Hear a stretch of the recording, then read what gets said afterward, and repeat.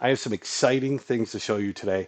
This is going to be super quick. We're looking at how to tell if an email is spam or if it's legitimate.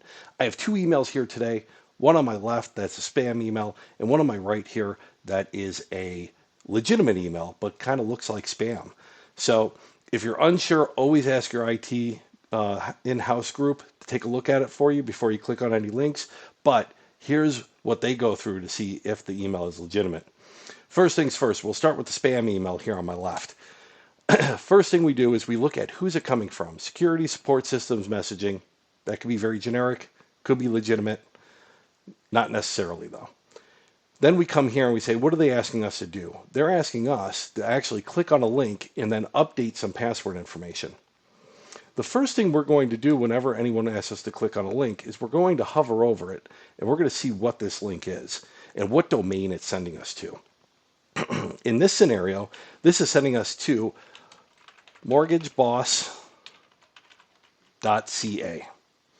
Now, why in the world would Microsoft send us to mortgageboss.ca? The answer is they won't. But sometimes they can get tricky about it.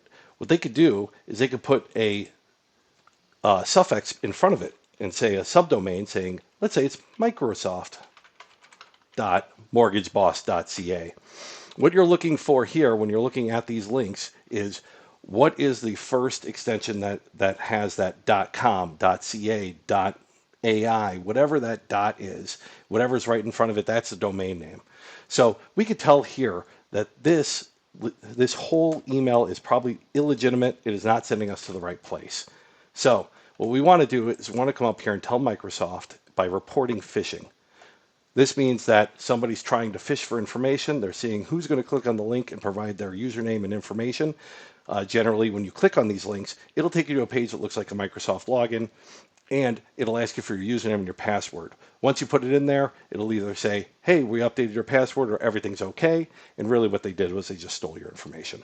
So moving on to the one on my left here, this is another one that looks like it could be spam. So we get this from a email address that looks generated, but it's from getinvoicesimple.com. So what we do, same thing. We come and we look at this link. So we see in this link that the domain is still getinvoicesimple.com, same one that it came from the email. What this means is it's usually going to be safe to proceed. Not always, though. So it's important that you do have good antivirus on your computer. Now, we click this link and we're going to actually see an invoice.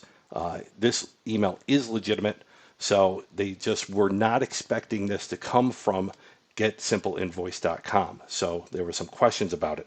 Now, the important thing to note here is sometimes these links will look legitimate. It'll take you to a PDF form or something of that nature, whether it be a Google Doc, whether it be something of this nature, and it'll have a QR code or it'll have another link for you to go to. Do not go to those links. If somebody's sending you something and then they try to send you somewhere else, in most cases, that's going to be another scam. It'll either try to download something onto your computer or ask you for sign-in information as well. So hopefully this will help. Stay safe out there. I'm Mr. D, the Tie Guy, and have a great day.